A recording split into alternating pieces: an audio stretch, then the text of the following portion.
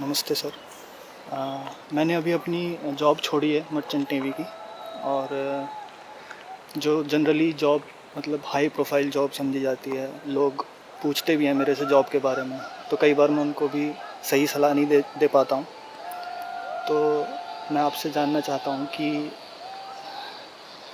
जो जनरल एक आउटलुक है जॉब्स के प्रति सभी का, कि मतलब एक प्रॉपर ब्रैकेट है जिसको लोग समझते हैं कि ये अच्छी जॉब है, ये बेकार जॉब है। और मेरे से भी ये बात बहुत बार बोली जाती है कि अगर तुम्हें अच्छे पैसे नहीं मिल रहे हैं या तुम्हारा लाइफस्टाइल एक पर्टिकुलर तरह का नहीं है तो तुम्हारी जॉब अच्छी नहीं है। और इस चीज़ का काफ़ी प्रेशर भी रहता है सभी के ऊपर। जो जो लोग जिनको मैं जानता भी हूँ, जो मेरे से पूछते भी हैं जॉब के बारे में, वो सब मतलब मेरी कम्युनिटी से ही हैं या सब जनरल पब्लिक से ही हैं। तो मैं ये जानना चाहता हूँ कि जो जनरल एक आउटलुक है लोगों का जॉब के प्रति, और जो सच में अच्छी जॉब है, प्रॉस्परस जिसको बोल सकते हैं, वो जॉब कैसी होती है? नहीं, अच्छी जॉब कैसी होती है ये तो थोड़ा बाद की बात है। अभी अभी तुम कह रहे हो अपनी मर्चेंट नेवी की जॉब छोड़ कर आए हो, तो वो तो तुमने किसी आधार पर छोड़ी होगी ना। क्यों छोड़ी मर्चेंट नेवी की जॉब?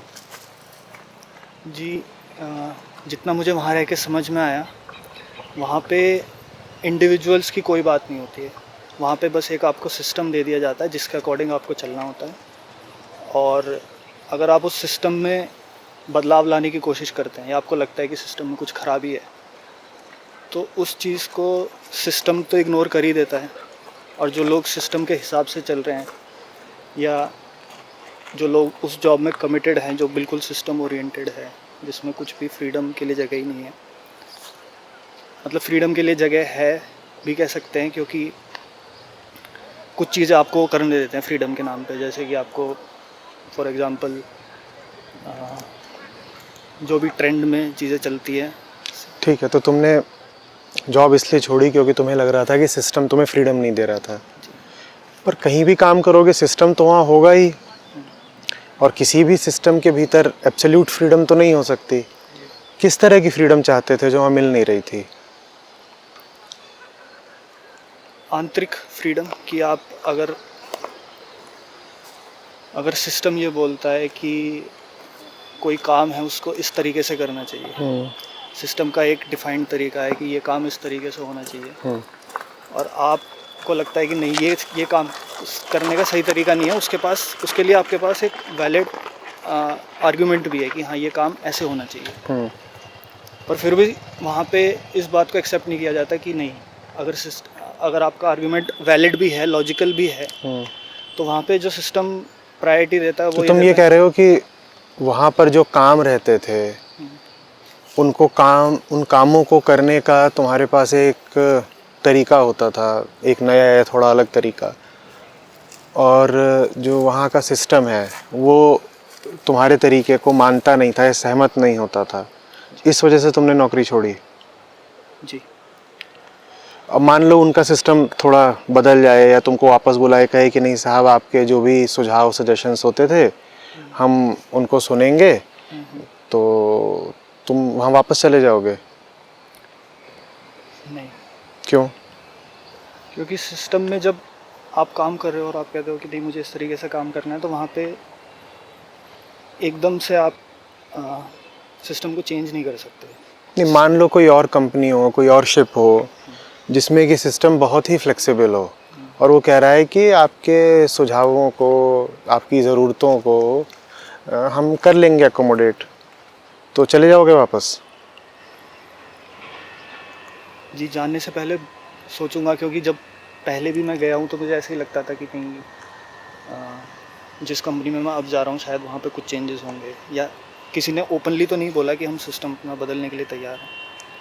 देखो, दो बातें हैं, थोड़ा सा इसमें फ़र्क समझो। एक बात ये है कि वहाँ जो काम हो रहा है उसको मैं समझता हूँ कि ऐसे किया जा सकता है, वैसे किया जा सकता है, और मेरी बात मानी नहीं जा रही। ठीक है, कि एक मान लो प्रोडक्शन लाइन है, असेंबली लाइन है, कुछ भी है, और उसमें जो चीज़ बन रही है मैं समझता हूँ उसको किसी दूसरे तरीके से ही बनाया जा सकता है, लेकिन जो मेरा सुपरवाइज़र है या मेरे बॉसेस हैं वो मेरी बात नहीं सुन रहे। एक शिकायत ये हो सकती है, बात समझ में आ रही है, कि असेंबली लाइन में कुछ बन रहा है और मैं सोच रहा हूँ कि वो बेहतर तरीके से बनाया जा सकता है, अलग तरीके से या ज़्यादा एफिशिएंट तरीके से बनाया जा सकता है, मेरी बात सुनी नहीं जा रही। एक शिकायत ये है। एक शिकायत ये है कि जो चीज़ बन ही रही है उसमें रखा गया है वो किस काम की है, न सिर्फ वो अनुपयोगी है माने यूज़लेस है, बल्कि वो घातक भी है, डेंजरस है। इन दोनों शिकायतों में से कौन सी शिकायत है तुम्हारी? अभी तक की बातचीत से लग रहा है पहली वाली शिकायत है। जी, उन चीज़ों का यूज़ तो हम करते ही हैं हमेशा। मतलब बहुत सारी चीज़ें, जैसे मैं तो शिपिंग कंपनी में काम करता हूँ, वहाँ पे कोल्ड ट्रांसपोर्ट होता है या और भी ट्रांसपोर्ट के जितने भी जो चीज़ें ट्रांसपोर्ट हो सकती हैं वो ट्रांसपोर्ट होती हैं, तो उन सभी को हम इस्तेमाल तो करते ही हैं। तो वो चीज़ें हमारे काम तो आती ही हैं, ठीक है, वो चीज़ें हमारे वैसे ही काम आती हैं जैसे ट्रांसपोर्ट की हुई कोई भी और चीज़। जैसे ये तुमने टी शर्ट पहन रखी है, ये हो सकता है किसी जहाज़ से ट्रांसपोर्ट होके आई हो, थाईलैंड में बनी हो, ये सब चीज़ें अक्सर वहाँ बनवाई जाती हैं। या तुमने चप्पलें पहन रखी हैं, या तुम्हारे पास घड़ी है या मोबाइल है, ये हो सकता है कि किसी जहाज़ से ही कहीं से शिप होकर आया हो, ठीक है, ये हो सकता है। तो एक चीज़ हो सकती है कि मैं अपनी ज़िंदगी एक ऐसी नौकरी को दे रहा हूँ जिसके माध्यम से बहुत लोगों तक टी शर्ट पहुँच रही हैं और चप्पलें पहुँच रही हैं या फ़ोन पहुँच रहा है। एक चीज़ ये हो सकती है। इसमें किसी को जो दूसरे नंबर की शिकायत थी वो हो सकती है। वो दूसरे नंबर की शिकायत है या नहीं है, मैं ये जानना चाहता हूँ। दूसरे नंबर की शिकायत ये है कि ज़िंदगी क्या टी शर्ट और चप्पल और फ़ोन के लिए है? वो शिकायत जो है उस पर ध्यान ज़्यादा दिया जाना चाहिए। मेरी बात समझो। एक बात ये है कि तुम्हारी कंपनी या जो भी तुम्हारा नियोक्ता एम्प्लॉयर है वो तुमको सहूलियतें कैसी दे रहा है और काम का माहौल कैसा दे रहा है। एक तो ये चीज़ हो गई, और जो दूसरी चीज़ है वो ज़्यादा मूलभूत और ज़्यादा गहरी है। दूसरी चीज़ ये है कि तुम काम कर ही क्या रहे हो। नहीं समझे? एक मीट प्रोसेसिंग ऑर्गेनाइजेशन है, ठीक है, जो काम ही यही करता है कि जानवरों को काटने का और मीट को एक्सपोर्ट करने का और ये सब, और ऐसे बहुत बड़े बड़े ऑर्गेनाइजेशंस हैं। ये एनिमल एग्रीकल्चर इंडस्ट्री जानते हो ना कितनी बड़ी है। अब तुम उसमें काम कर रहे हो सकता है उसमें तुम्हारे सारे सजेशंस मानते हो, तुम्हारे सारे सुझाव सुनते हो, जिसको कहते हैं एम्प्लॉई फ्रेंडली ऑर्गेनाइजेशन, वो ऐसे हों। तो मेरा सवाल ये है तुमसे, और ये रिकॉर्डिंग कर रहे हैं तो सुनने वाले सभी लोगों से, कि क्या तुम ऐसी जगह काम करना चाहोगे, भले ही उस जगह पर कितनी भी एम्प्लॉई फ्रेंडली पॉलिसीज़ हों और वेल बिहेव्ड बॉसेस हों और अच्छी तनख्वाह हो और सुंदर सी और साफ़ और सुकून भरी वर्क प्लेसेस हों, क्या तुम वहाँ काम करना चाहोगे? तुम अपनी जो नौकरी छोड़ के आए हो मर्चेंट नेवी की, उसमें जो मैं एक समस्या देख रहा हूँ वो ये है कि तुम किसी मूलभूत कारण से शायद छोड़ के नहीं आए हो। तुम इसलिए छोड़ के आए हो कि यार यहाँ मेरी कोई सुनता नहीं है। कल को तुम्हें कोई दूसरी जगह मिल गई जहाँ उन्होंने तुम्हारी बात सुननी शुरू कर दी तो तुम वापस लौट जाओगे। मैं समझता हूँ हर जवान आदमी के सामने, चाहे वो नौकरी ढूंढ रहा हो चाहे वो नौकरी कर रहा हो, और जवान क्या, जो भी नौकरी पेशा आदमी है, हर व्यक्ति के सामने ये सवाल होना चाहिए कि मैं जो काम कर रहा हूँ वो वास्तव में है क्या, वो क्या है, मैं किसकी सेवा कर रहा हूँ, मैं जो काम कर रहा हूँ उसका दुनिया पे प्रभाव क्या पड़ रहा है। आप ये नहीं पूछना चाहोगे? अब आप काम कर रहे हो कॉस्मेटिक्स में या ज्वेलरी में, आप मुझे बताओ कि आप जो काम कर रहे हो उससे आप दुनिया को बेहतर कैसे बना रहे हो, बल्कि आप दुनिया में क्या लालच और जो निचले तल की भावनाएं होती हैं उनको ही नहीं प्रोत्साहित कर रहे।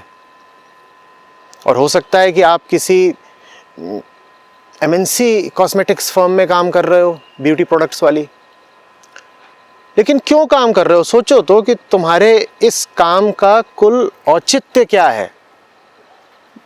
ये जो तुम काम कर रहे हो इससे तुम्हें क्या मिल रहा है, दुनिया को क्या मिल रहा है? तुम्हें मिल रहा है ऊपर ऊपर से मिल रहा है, पैसा वगैरह मिल रहा है, कुछ सुख सुविधा मिल रही होगी, लेकिन गहराई से तुम्हें क्या मिल रहा है ये पूछो तो अपने आप से। क्या तुम ये करने के लिए पैदा हुए हो? क्या ये है तुम्हारे जीवन का उद्देश्य कि तुम ज्वेलरी बेचो या कॉस्मेटिक्स बेचो? तो इसलिए पैदा हुए थे हम, हाँ, कि ज्वेलरी बेचेंगे, कॉस्मेटिक्स बेचेंगे, या जानवरों को काट काट करके उनका मांस बेचेंगे। ये पूछना ज़रूरी होता है ना। या इसलिए पैदा हुए थे हम कि कोई आदमी है जो टैक्स की चोरी करता है, और टैक्स की चोरी करने में हम उसकी मदद करेंगे, हम इसलिए पैदा हुए थे। ये सवाल पूछना बहुत ज़रूरी होता है कि मैं जो काम कर रहा हूँ, ज़िंदगी है मेरी ज़िंदगी वो काम करते हुए ही तो बीत रही है ना। दिन के 10-10 घंटे में वो काम ही करता हूँ। मैं जिस स्तर का, जिस क्वालिटी का काम कर रहा हूँ, मेरी ज़िंदगी भी बिल्कुल वैसी ही हो जानी है। तो मैं किस गुणवत्ता का काम कर रहा हूँ? देखो, काम सिर्फ इसलिए नहीं होता है कि तुम्हें उसमें से पैसे मिल जाएंगे, या जो तुम बोल रहे थे ना कि आसपास के लोग कम्युनिटी के पूछते हैं कि लोगों में तुमको एक रिकग्निशन मिल जाएगा, इज्जत मिल जाएगी। काम इसलिए नहीं होता है। काम तुम्हारी चेतना निर्धारित कर देगा, तुम क्या हो अंदर से, वो निर्धारित कर देगा काम। मतलब समझना, काम सिर्फ यही नहीं तय करता कि तुम्हारे शरीर पर जो कपड़ा है वो किस स्तर का होगा। काम ये तक तय कर देता है कि तुम्हारे शरीर के भीतर जो तुम हो वो कैसा हो जाना है। तो बहुत सोच समझ करके चुना करो कि मैं क्या काम करने जा रहा हूं, क्योंकि आदमी एक ऐसा जीव है जिसकी परिभाषा ही उसके काम से होनी है। तुम क्या हो ये परिभाषित ही इस बात से होता है कि तुम काम क्या कर रहे हो। किसी का परिचय मत पूछो, कोई मिले ना तो नाम मत पूछो, बस ये पूछो तुम काम क्या करते हो। ये उसकी असली पहचान है, ये बात याद रखो। कोई मिले तो ये मत पूछो कि तुम कौन हो, कहां से आ रहे हो, कितना पढ़े लिखे हो, बेकार की बात। पहली चीज ये पूछो तुम काम क्या करते हो। जो आदमी जैसा काम कर रहा है वैसा ही वो है, वही उसकी पहचान है। अब मुझसे ज्यादा तुम जानते होगे कि न जाने कितनी ऐसी इंडस्ट्रीज हैं जो काम करने लायक नहीं है, लेकिन लोग उनमें लगे हुए हैं काम करने के लिए। आप किसी पेट्रोल पंप पे खड़े होकर के कोई चीज़ बेच रहे हो जो आपको पता है कि बिल्कुल ही बेहुदा चीज़ है, और उसको आप बेच ही रहे हो ग्राहक से झूठ बोल करके और उसको धोखा दे करके। आप तो व्यर्थ में कहीं पर क्रेडिट कार्ड बेच रहे हो, आप ज़बरदस्ती में लोगों को हॉलीडेज बेच रहे हो। ज़्यादातर जो इस तरीके के काम होते हैं, मुझे मालूम है लोग तर्क देंगे कि पेट चलाने के लिए तो कुछ करना ही करना है। मैं बिल्कुल समझता हूं पेट की आग को, ठीक है, लेकिन मैं तुम्हें यह भी बताना चाहता हूं कि सिर्फ पेट के भरोसे नहीं जी पाओगे। और मैं ये भी बताना चाहता हूं कि थोड़ी खोज करो, थोड़ी और मेहनत करो और थोड़ा धैर्य रखो, तो करने के लिए अच्छा काम भी मिल जाएगा। और अगर तुम में दम है और अच्छा काम नहीं मिल रहा करने के लिए, तो अच्छे काम का निर्माण करो खुद।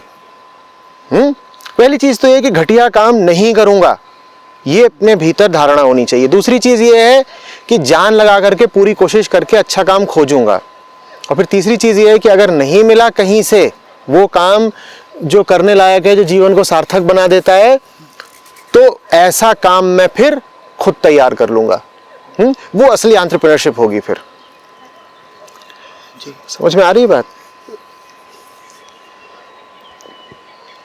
अब तमाम तरह की बीपीओज हैं, कॉल सेंटर्स हैं, मैं उनमें काम करने वालों का सम्मान कर रहा हूं। कोई ये ना समझे कि मैं किसी और नियत से कुछ बोल रहा हूं। लेकिन अगर आपको ऐसी जगहों पर काम करना भी पड़ता है तो आपके पास स्पष्ट होना चाहिए कि मैं ऐसी जगह पर 6 महीने या साल भर के लिए आया हूं और उसके बाद मैं झट से आगे बढ़ जाऊंगा। पुल की तरह इस्तेमाल कर रहा हूं इस जगह का और मुझे इस पर रुक नहीं जाना है। समझ में आ रही है बात? आप वहां पे क्या कर रहे हो? आप वहां पर दिन रात एक रेपिटेटिव काम कर रहे हो। आप दिन रात वहां पर एक रेपिटेटिव काम कर रहे हो। मुझे बताओ उस काम का तुम्हारे मन पे क्या असर पड़ रहा है? कभी तुमने सोचना भी चाहा है?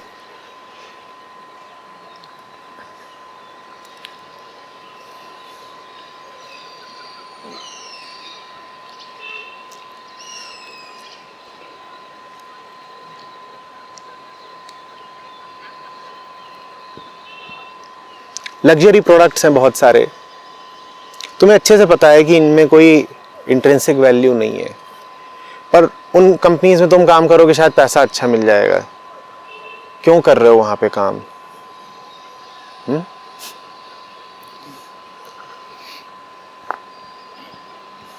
और तुम्हारे मन में तुरंत ये भावना उठ रही होगी वहाँ कोई ना कोई तो काम करेगा, कोई तो चाहिए ना जो वहाँ काम करे। नहीं, कोई नहीं चाहिए। संसार बहुत बेहतर जगह हो जाएगी अगर ऐसी पूरी इंडस्ट्रीज ही बंद हो जाएं। लोग बेरोजगार हो जाएंगे, लोग बेरोजगार हो जाएंगे। नहीं, बेरोजगार हो जाएंगे तो किसी बेहतर काम का निर्माण करेंगे। अभी आसानी से करने को एक घटिया काम मिला हुआ है तो करे जा रहे हैं।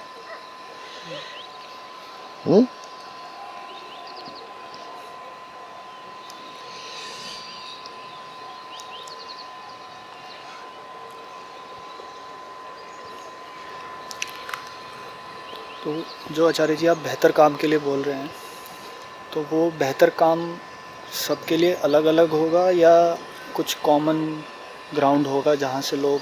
देखो, कुछ बातें पक्की होंगी। वो जो बेहतर काम होगा ना, वो तुम्हारे भीतर की किसी कमजोरी को चुनौती देता होगा। तो होगा तो वो सबके लिए अलग अलग ही, लेकिन ये जो तमाम तरीके के बेहतर काम होंगे इनमें कुछ बात साझी भी होगी। साझी बात क्या होगी? उदाहरण के लिए ये प्रकृति को नुकसान नहीं पहुंचाते होंगे, इनमें किसी इंसान या जीव के प्रति हिंसा नहीं होगी, इसमें किसी से झूठ नहीं बोलना पड़ता होगा कि चीज़ बेचने के लिए ग्राहक को झूठ बोला।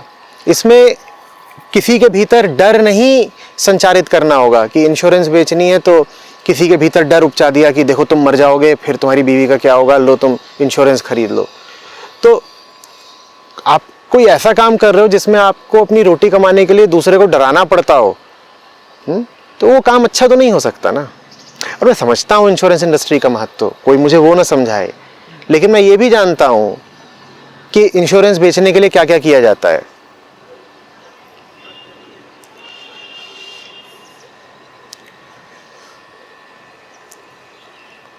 विज्ञापनों को देखो, कितने सारी चीजें हैं। आप एक एक्टर या एक्ट्रेस बन करके बहुत घटिया रोल कर रहे हो, आपको पता है आप ऐसे काम कर रहे हो जो देखने वाले के मन को बिल्कुल गंदा कर देंगे, लेकिन आप कह रहे हो कि मैं क्या करूं, मुझे तो रोजगार चाहिए तो मुझे ऐसा काम करना ही पड़ेगा। तो ये बहुत घटिया बात है। आपको तो रोजगार मिल गया, लेकिन आपने अपने रोजगार के चलते पूरी दुनिया बर्बाद कर दी। सर, उन इंडस्ट्रीज़ में और कौन से एग्जाम्पल्स होंगे जो हमारे मन को दूषित करते हैं? देखो, गंदा काम करने वाली कंपनीज या फर्म्स तो हर इंडस्ट्री में हो सकती हैं। तो ऐसे पूरी की पूरी इंडस्ट्री को पॉइंट आउट करना थोड़ा मुश्किल है, पर फिर भी अब जैसे ये पूरी वेडिंग इंडस्ट्री है, ये क्या है? या अभी यहाँ तुम ऋषिकेश में हो, यहाँ ये प्री वेडिंग फोटो शूट है, ये भी एक इंडस्ट्री बन रहा है। ये क्या है? तुम क्यों कर रहे हो ये काम? समझ में आ रही है बात? ये क्या है? Bridal makeup. या ये जो गेमिंग इंडस्ट्री है पूरी, कि हम गेम्स बना रहे हैं, ये क्या कर रहे हो तुम? वो गेम किसके लिए अच्छा है?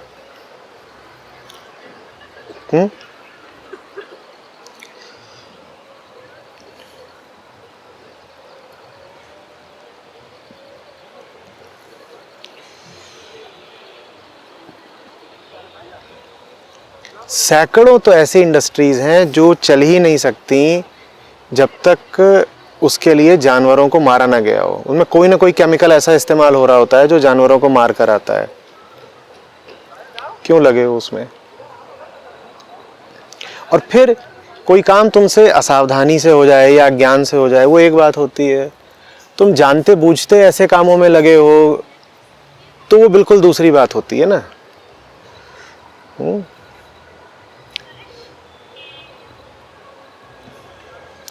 और पैसा कमाना ज़्यादा आसान हो जाता है हमेशा कोई घटिया काम करके, ये बात याद रखना। सही काम करके पैसा कमाना, पेट चलाना थोड़ा मुश्किल हमेशा होगा। मैं चाहता हूँ कि वो मुश्किल उठाई जाए। मैंने उठाई है, तुम भी उठाओ यार। मुश्किल होता है, असंभव नहीं, करा जा सकता है और उसको करने में मज़ा बहुत है। और बेकार का काम शायद अपेक्षाया आसानी से मिल जाए तुमको, लेकिन वो तुम्हारी ज़िंदगी तबाह कर देगा। तुमको जेब में पैसा और तन पे कपड़ा तो दे देगा, लेकिन तुमको भीतर से मुर्दा कर देगा। बाहर जीने से क्या फ़ायदा, भीतर से मुर्दा हो गए तो। अपनी शिप या अपनी कंपनी से नाराज़ होकर के काम छोड़ना एक बात है, और एक गहरा सवाल करना अपने आप से कि मैं जिंदा ही क्यों हूँ, मैं क्या करने के लिए जिंदा हूँ, ये बिल्कुल दूसरी बात है। तो अगर अब तुम अपना मर्चेंट नेवी का काम छोड़कर आए हो तो थोड़ा गहराई से मन को, दुनिया को, जिंदगी को समझो, फिर आगे कोई निर्णय लेना। और कुछ? जी, एक प्रश्न और आपने एक प्रश्न मेरे मन में आ रहा है, जो आपने बोला कि भीतर से मुर्दा और बाहर से जीवित। तो इस बात को समझने में मुझे काफ़ी दिक्कत होती है कि आदमी भीतर से मुर्दा हो सकता है पर बाहर से मतलब नॉर्मली दिखता है सबको। जैसे आप कह रहे हो कि ज़्यादातर इंडस्ट्रीज़ वैसे ही लोगों की हैं, तो अंदर से क्या वो लोग एकदम मर चुके हैं, मतलब उन्हें कुछ फील नहीं होता है? नहीं, अंदर से मरने का मतलब होता है कि जितनी भी चीज़ें मैकेनिकल हैं वो भीतर से काम कर रही हैं, पर जिसको जीवन का सार, अमृत कहा जा सकता है, वो जॉय, वो आनंद, वो पता नहीं चल रहा है। एक बहुत एफिशिएंट मशीन भी हो सकती है ना, जो बहुत सारे काम कर रही है। तुम बना लो एक बहुत अच्छा रोबो जो कि सारे काम कर रहा है और बहुत कुछ इंसान जैसा दिखता है, सारी कमांड समझता है, वर्सेटाइल है, आर्टिफिशियल इंटेलिजेंस इनेबल्ड है उसमें, तो पता नहीं क्या क्या कर सकता है। लेकिन फिर भी उसे प्रेम तो नहीं हो सकता ना रो तो नहीं सकता ना, उसे उपनिषद तो कभी समझ में नहीं आएंगे ना। मुझे बता दो कोई ऐसा रोबो या कंप्यूटर आज का या आज से 1000 साल बाद का जो इस बात को समझ जाए कि अहम ब्रह्मास्मि माने क्या। तो भीतर से जिंदा होने का ये मतलब होता है कि तुम्हारे पास एक चेतना है जो तड़पती भी है और समझती भी है, जो प्रेम भी करना जानती है और आत्मसमर्पण भी।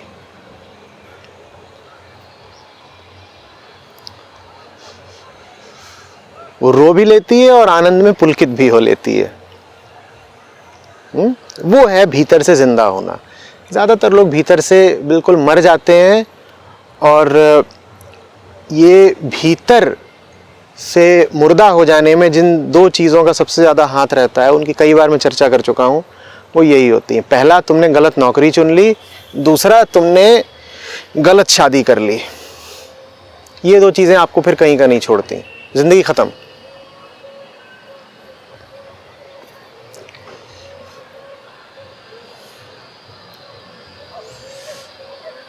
और खौफनाक बात सुनो अधिकांश लोगों कि ये दोनों ही चीज़ें गलत होती हैं, एक नहीं दोनों।